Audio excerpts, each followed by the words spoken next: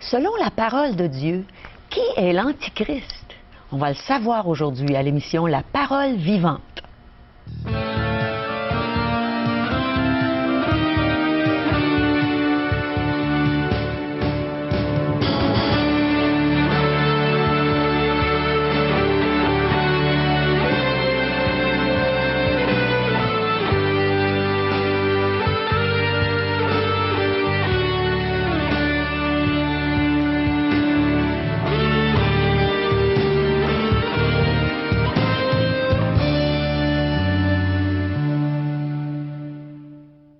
Bonjour chers amis et merci pour la joie que vous nous donnez de pouvoir partager la parole de Dieu avec vous.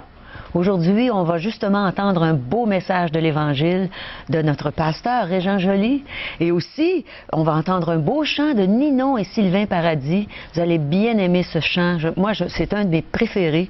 Et aussi, on va avoir un reportage sur nos téléphonistes. Vous allez apprendre à connaître nos téléphonistes, justement celles qui répondent à vos appels.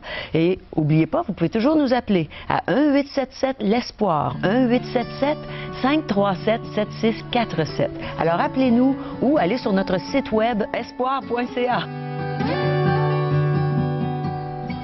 Quand j'étais un petit enfant, je posais des questions aux adultes, puis souvent, ils ne me répondaient pas, ils étaient trop occupés. Mais ici, à La Parole Vivante, on a toujours des réponses à nos questions. Et Dieu se sert de notre ami Régent Joly pour répondre. Bonjour Caro, merci. Bonjour Régent. Et moi, je vais me référer à la Bible. Bon, mais qui est l'Antichrist, Régent? C'est un personnage qui va être ici-bas sur cette terre et qui va diriger le monde entier sous l'influence, la puissance de Satan lui-même. Oh là là, c'est ce qui s'en vient. Antéchrist, adversaire de Dieu, et il va le manifester de plusieurs façons. On va regarder ça dans les prochaines minutes. Juste vous lire un texte que nous retrouvons dans 2 Thessaloniciens, chapitre 2, verset 3. Nous serons des gens avisés après ce message. Oh là là. Que personne ne vous séduise d'aucune manière, car il faut que l'apostasie soit arrivée auparavant et qu'on ait vu paraître l'homme impie, le fils de la perdition. L'adversaire qui s'élève au-dessus de tout ce qu'on appelle Dieu ou de ce qu'on adore, il va jusqu'à s'asseoir dans le temple de Dieu, se proclamant lui-même Dieu. Quelle arrogance!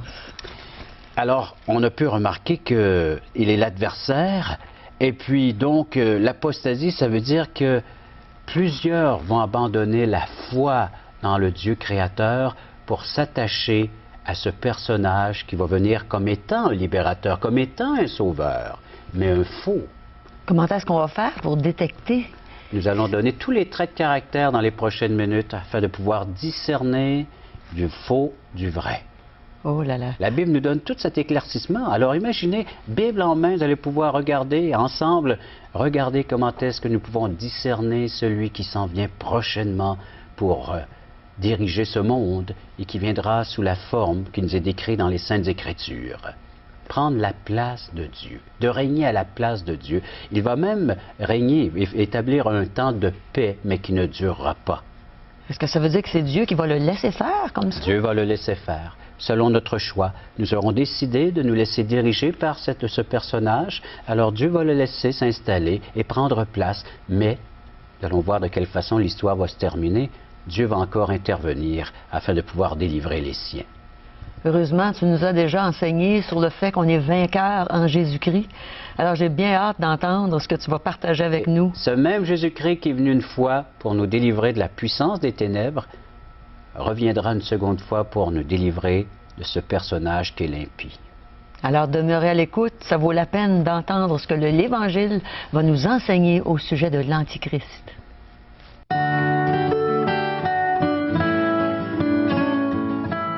Allons voir ce qui se passe du côté de nos téléphonistes. Elles ont à cœur à vous écouter. Allons les voir en pleine action. Parole vivante et les ministères d'Aujourd'hui l'Espoir mettent à votre service une équipe de bénévoles. Des téléphonistes prêts à accueillir vos propos et vos appréciations concernant l'émission télé. Vous n'avez qu'à composer le numéro de téléphone suivant: 1-877 l'Espoir, 1-877-537-7647. Ces personnes sont disponibles à porter une attention toute particulière à vos propos. Vous avez des commentaires à nous faire? Faites-nous le savoir. Venez partager avec nous ce que vous avez à cœur. Vous portez peut-être des fardeaux trop lourds. Venez les partager avec nous. Nous sommes prêts à les accueillir, à les recevoir et à partager avec vous vos problèmes, à trouver ensemble des solutions. Vous avez peut-être des requêtes spéciales à formuler auprès de notre Dieu. Eh bien, nous vous invitons là aussi à venir partager ces requêtes avec cette équipe de téléphonistes. Une oreille attentive, prêt à écouter tout ce que vous vivez présentement. Des peines, vous vivez peut-être le deuil, la souffrance. Venez, nous vous invitons à venir faire entendre le cri de votre cœur, des oreilles attentives, prêtes à recevoir tout ce que vous portez présentement sur votre âme. Revoici à nouveau notre numéro de téléphone pour nous faire part de vos commentaires. 1-877-LESPOIR, 1-877-537-7647. Et vous pourrez par le fait même nous faire la demande de la littérature que nous offrons tout à fait gratuitement dans le cadre de ces émissions.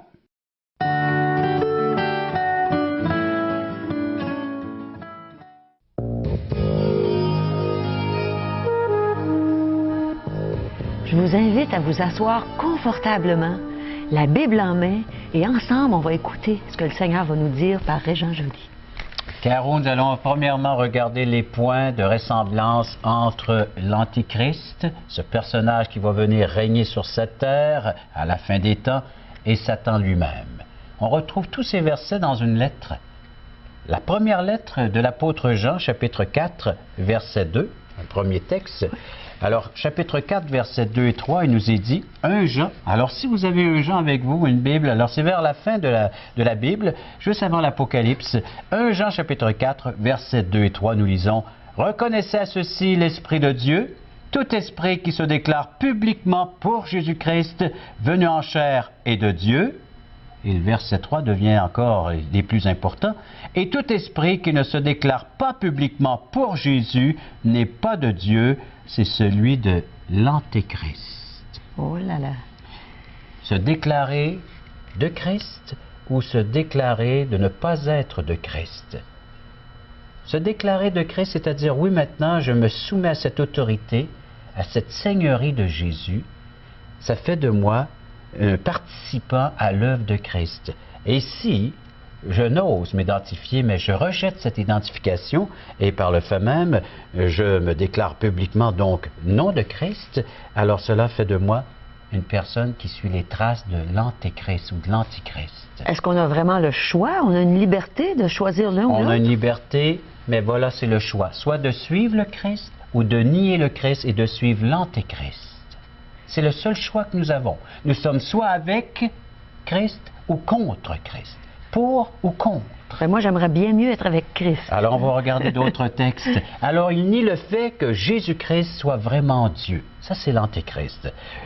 Deuxième reniement, on le trouve dans 1 Jean chapitre 2, verset 2, où nous lisons, alors 1 Jean 2, 22 plutôt, alors pour être plus précis, 2, 22, « Qui est menteur, sinon celui qui nie que Jésus est le Christ? Celui-là est l'Antéchrist qui nie le Père et le Fils. » Alors c'est de renier qu'il y a un Créateur et que je suis issu de son pouvoir, je suis une création de Dieu. Celui qui nie ça porte déjà l'empreinte de l'Antéchrist. C'est de nier peur. le Fils. Hein? Alors c'est ce qu'il nie le Père, il nie le Fils, il nie le fait que Jésus-Christ soit vraiment Dieu. Et encore une fois, alors 1 Jean 2, 22, qui est menteur?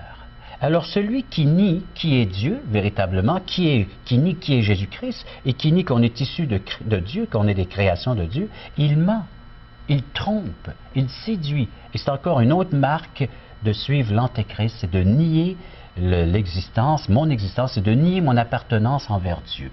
Oh là là! Une d'être un quatrième. menteur. Oui, exact, c'est d'être un menteur. Et 2 Jean cette fois, alors c'est la deuxième lettre que l'apôtre Jean écrit, verset 7, parce qu'il n'y a qu'un chapitre. « Plusieurs séducteurs sont entrés dans le monde et ne déclarent pas publiquement que Jésus-Christ est venu en chair. Celui qui est tel, c'est le séducteur et l'Antéchrist. » Il trompe. Et il est là présentement? Est-ce qu'il est là présentement? Chose certaine, déjà son influence est là parce que Satan est en train de manipuler ce monde à recevoir et à accueillir cet antéchrist qui se fera passer pour le libérateur, le sauveur, celui qui apportera la paix dans ce monde. On a besoin de paix. Oui. Hein? Et naturellement, le chemin se prépare à recevoir, à accueillir cette tromperie, ce mensonge, cette Il va essayer séduction. de nous offrir la paix sans qu'on passe par Jésus. Sans passer par Jésus-Christ. Oh là là. Sans que nous puissions avoir la seigneurie de Jésus dans notre vie. Oui. Alors donc, plusieurs déjà de ces mauvaises personnes s'opposent à Christ. Dans les temps de la fin, il y en aura encore plus. Et l'un d'eux dirigera cette rébellion contre Jésus-Christ. D'autres traits de caractère, on va lire l'Apocalypse, chapitre 13. Allons dans ce dernier livre de la Bible. Vous savez, les gens craignent peut-être de lire ce livre, mais il y a tellement de choses à nous signaler, des avertissements. Donc, après avoir entendu ce message, chers téléspectateurs, vous ne pourrez jamais dire « personne ne nous a avisés, personne ne nous a avertis ». Ça sera faux, parce que déjà cette émission et ce livre qui date depuis quand est plein et rempli d'avertissements qu'un jour, il se passera quelque chose sur cette terre. Et Dieu lance ses avertissements et allume naturellement ses feux de signalisation, disant « ralentissez, arrêtez ». Ouais. Préparez-vous. Il s'en vient des catastrophes, il s'en vient des choses, des atrocités, un épi. Quelqu'un se fera passer pour moi et vous l'accueillerez, vous l'accepterez à bras ouverts. C'est le faux. Et comment est-ce qu'on fait pour reconnaître le vrai du faux? Alors, Apocalypse 13, 13, il nous est dit, on va lire les prochains versets dans ce chapitre. On ne lira pas tout le chapitre, mais Apocalypse 13, si vous voulez prendre en note, alors le livre de l'Apocalypse, chapitre 13, verset 13, elle opérait, en parlant de la bête, celui qui aura ce comportement de bête manipulé par ses puissances démoniaques, alors elle opérait de grands prodiges jusqu'à faire descendre du feu du ciel sur la terre à la vue des hommes. Alors, elle sera accompagnée de grandes puissances et pour accomplir des miracles de diverses natures. Est-ce que ça peut nous tromper, ça, étant donné que Dieu est tout-puissant et il fait des miracles? C'est ça. Alors, Satan va faire des miracles aussi? C'est pas seulement juste le fait de miracles sur lequel on doit se baser. Il y a des miracles qui se font aujourd'hui. Est-ce qu'ils se font tous au nom de Dieu? Est-ce qu'ils se font tous par la puissance de Dieu? À la lumière des Saintes Écritures, je peux vous déclarer non. Il y a déjà des miracles qui se font pour séduire le monde, pour les garder dans l'ignorance.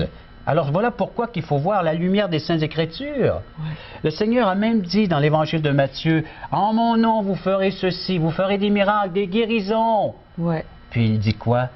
Retirez-vous. Retirez-vous de moi, vous qui commettez l'iniquité, car je ne vous ai jamais connu. Alors déjà, ça se manifeste. Alors donc, c'est pas parce qu'il y a un miracle à tel endroit, je vais accourir puis dire c'est Dieu qui l'a fait. On dit que l'ennemi, lui aussi, va accomplir des miracles de diverses natures. Ça va prendre un bon discernement pour voir la différence. Alors il va instaurer un règne dominant et donnant l'impression d'apporter la paix et la sécurité, mais ça va ne durer que 3 ans et demi environ. C'est selon les calculs, les chiffres que nous pouvons retracer dans le prophète Daniel et dans l'Apocalypse. Et après ça, ça sera les jugements de Dieu sur cette terre. Mais Apocalypse 13, versets 4 et 8, nous lisons. Et ils adorèrent le dragon. Alors, une autre expression désignée Satan, c'est toujours par notre mise l'Antéchrist. Ils vont adorer le dragon parce qu'il avait donné l'autorité à la bête. Ils adorèrent la bête en disant « Qui est semblable à la bête et qui peut combattre contre elle ?» Et le verset 8, « Et tous les habitants de la terre l'adoreront, ceux dont le nom n'a pas été écrit dans le livre de vie de l'agneau qui a été immolé dès la fondation du monde. » Et j'aime le verset 9. Si quelqu'un a des oreilles, qu'il entende. C'est solennel, hein, l'avertissement. Alors, toute la terre, les habitants de la terre vont adorer la bête, c'est-à-dire celui qui va venir par les puissances démoniaques régner sur cette terre pour établir un certain règne, une certaine paix. Mais que celui qui a des oreilles entende ce que la parole de Dieu est en train de lui dire. Dieu est en train de vous dire, attention, les avertissements ici, vous pouvez fuir ces moments-là, vous pouvez naturellement agir autrement que cette populace, que cette population de la terre qui vont se mettre à adorer Dieu. Mais comment encore, tu nous le dis, va falloir développer ce sens que seul Dieu peut me donner à travers les Écritures par le Saint-Esprit. Regardons comment ce est-ce qu'on peut avoir cette puissance, puis ce Saint-Esprit? On y arrive. Mais tout d'abord, juste vous dire qu'il va y avoir une religion universelle, encore dans les versets de l'Apocalypse chapitre 13. Il va y avoir également un système économique qui va mondial, ça va être un monopole. Ça, c'est les versets 16 et 17, toujours d'Apocalypse 13. Ça veut dire qu'on va penser avoir la solution à tout, là? Oui, il vit que tout petit, grand, riche et pauvre, libre et esclave reçoivent une marque sur leur main droite ou sur leur front, que personne ne puisse acheter ni vendre sans avoir la marque, le nom de la bête ou le nombre de son nom. Et c'est ici la sagesse que celui qui a de l'intelligence calcule le nombre de la bête, et c'est un nombre d'hommes en son nombre, et 666. Et c'est de là qu'on voit plusieurs films, plusieurs livres qui sont écrits.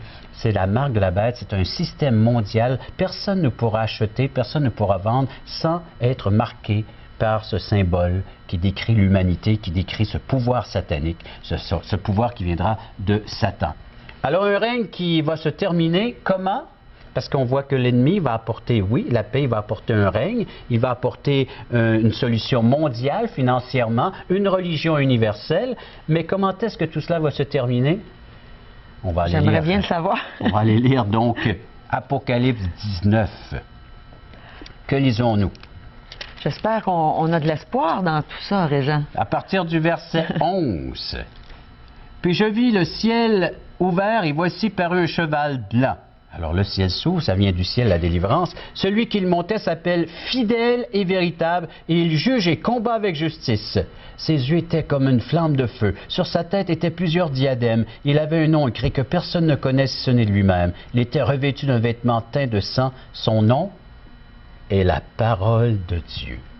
Ça te rappelle quoi, ça? Ça me rappelle, hein, dans l'Évangile de Jean. Un des premiers versets que tu as lus. Oui, le premier chapitre, le premier verset, au commencement était la parole était avec Dieu et la parole était Dieu. Et elle s'est faite chair et est venue habiter parmi nous. Pleine de grâce et de vérité. C'est ce même personnage, c'est la venue de Jésus-Christ, sa seconde venue. Il vient pour délivrer l'être humain, la race humaine. Il vient pour jeter dans le feu, si nous lisons un peu plus loin, on va voir qu'il va jeter dans le feu Satan, cette trinité diabolique, il va la jeter, la bête, le dragon et Satan lui-même sont jetés dans les temps de feu, une séparation éternelle, définitive. Il n'y aura plus de revenez-y, ça va être la fin pour ces êtres et l'Antéchrist par le fait même. Et malheureusement, tous ceux et celles qui n'auront pas été écrits dans le livre de vie. Avez-vous remarqué tantôt dans Apocalypse 13 et dans Apocalypse 19, il faut que notre nom soit écrit dans le livre de vie. Mais comment est-ce qu'on fait pour que notre nom soit écrit? Alors, si vous ne voulez pas être précipité dans l'abîme, dans les temps de feu, de souffrance avec Satan,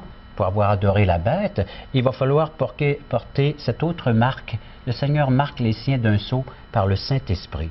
Vous savez, tous ceux et celles qui implorent Jésus-Christ comme leur sauveur, maintenant, cette marque, ce sceau d'appartenance, le Saint-Esprit vient habiter en nous, comme quoi nous appartenons à Dieu et personne ne pourra nous ravir, nous enlever de sa main. Et c'est là que notre nom est écrit dans le livre de vie? C'est inscrit dans le livre de vie lorsque nous plaçons notre entière confiance en Jésus-Christ seul. On peut éviter donc tout cela avec assurance afin que notre nom soit inscrit dans le livre de vie par le sang précieux de l'agneau de Dieu. Quelle assurance en Jésus-Christ. Oui. Alors donc, et c'est pour ça que nous pouvons lire dans 2 Thessaloniciens, verset 8, chapitre 2, verset 8, « Paraîtra l'impie que le Seigneur Jésus détruira par le souffle de sa bouche, qu'il écrasera par l'éclat de son avènement. » Moi, j'attends cette délivrance, ça fait plus de 30 ans, et toi aussi, presque 30 ans. Presque 30 ans. Et j'espère que les téléspectateurs aussi pourront attendre, maintenant en plaçant leur foi en Jésus-Christ, que Christ revienne une deuxième fois, une seconde fois. Il est venu pour sauver le pécheur, pour le délivrer de la puissance de Satan, afin que nous n'ayons pas à passer par ces atrocités de l'impie, de celui qui se manifestera comme étant l'Antéchrist, l'adversaire de Dieu. Nous allons avoir assez de discernement, nous, et lorsque Christ reviendra, ça sera pour une délivrance entière et complète de tous les véritables croyants qui auront placé leur foi en Jésus. C'est ce que nous attendons, nous, la délivrance et les nouveaux cieux, nouvelles terres que le Seigneur établira lui-même, là où il régnera pour toujours. Et que c'est merveilleux. Alors on va être dans la vérité pour l'éternité, on va être avec celui qui nous a délivrés éternellement. Un bref résumé de ce message que la Bible nous a laissé avec plusieurs avertissements disant « Faites attention, il y a un faux, mais le vrai est toujours là, prêt à intervenir si nous lui demandons de le faire. » Alors mes amis, écoutons ce message et demandons à Jésus de le faire. Et si vous ne l'avez pas fait encore, demandez à Jésus de vous sauver, de vous donner la vie éternelle. Écoutons maintenant un chant de Sylvain et Ninon Paradis, « Comment rester en silence ».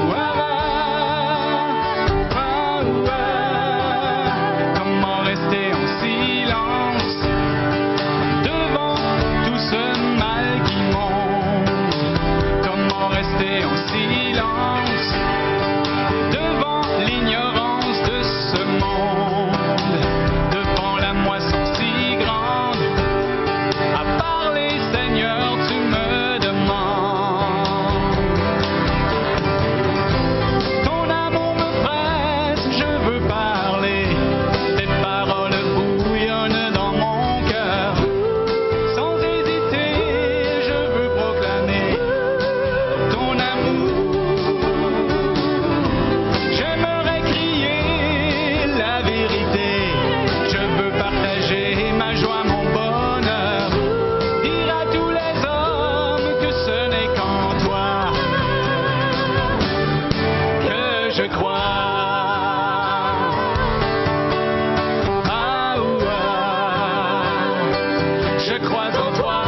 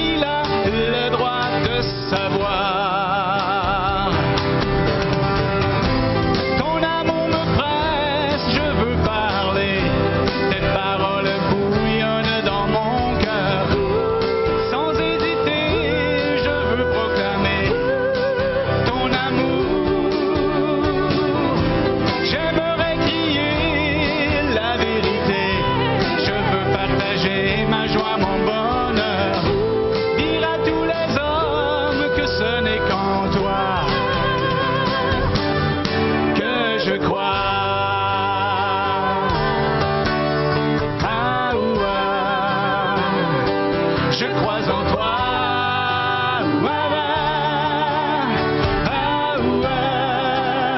Comment rester en silence? Tu as tout annoncé d'avance. Comment rester en silence? Ta parole est digne de confiance. Je sais que tu reviendras. Seigneur, tu ne tardes pas.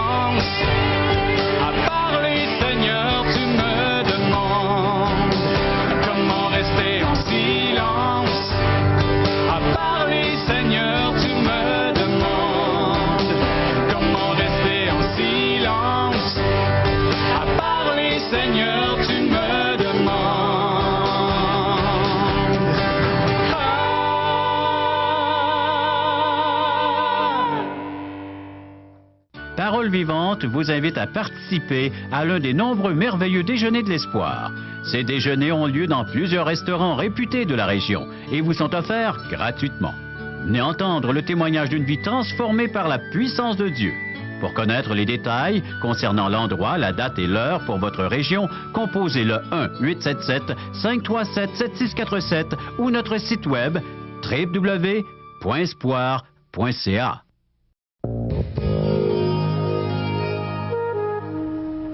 Les merveilleux déjeuners de l'espoir. Ils ont commencé en 1983 et je crois que j'ai jamais entendu quelqu'un quitter un déjeuner de l'espoir avec des pensées ou des paroles négatives.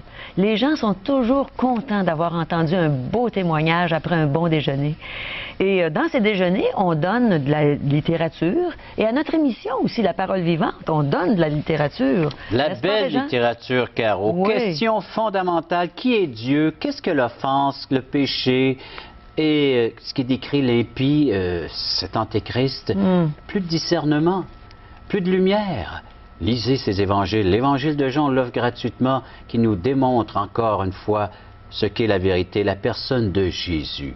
Pour connaître le vrai du faux, pour pouvoir le différencier puis le discerner, lisons ce qui est vrai, la vérité, et la personne de Jésus-Christ nous est dépeinte, décrite dans cet évangile en tant que Dieu.